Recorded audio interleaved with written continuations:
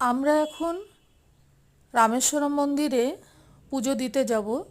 তবে ওখানে পুজো দেওয়া হয় না, ওখানে শুধু দর্শন হয়। তো শিবলিঙ্গ জ্যোতির্লিঙ্গ দর্শন করার আগে যে ধাপগুলো সেগুলোই তোমাদের সাথে শেয়ার করব।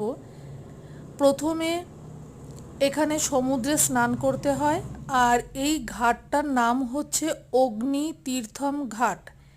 এই অগ্নি তীর্থম ঘাটে স্নান করতে হয় বলে এই স্নানকে অগ্নিতীর্থ স্নান বলা হয়। এরপর মন্দিরের উত্তর দিকের যে গেট আছে সেই গেট দিয়ে ঢুকে 22 কুণ্ড স্নান করতে হয়। এই যে সমুদ্রে স্নান করছি, এই ভেজা জামা কাপড়ে গিয়ে 22 কুণ্ড স্নান করতে হয়।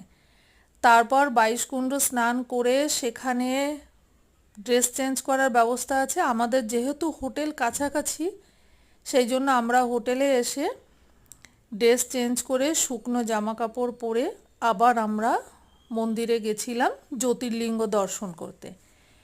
জ্যোতির্লিঙ্গ দর্শন করার জন্য ইস্ট গেট দিয়ে ঢুকতে হয়।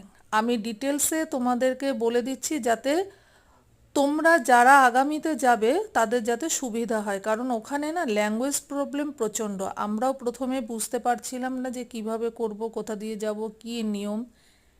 তো সেই জন্য আমি ঠিক করে রেখেছিলাম আমি যখন ইউটিউবে আপলোড করব আমি ডিটেলসে সেটা জানিয়ে আপলোড করব। আমরা সমুদ্র স্নান করে নিয়েছি, এইবার আমরা চলে যাব 22 কুণ্ড স্নান করতে। সেটাও আমি নেক্সট ভিডিওতে আনব।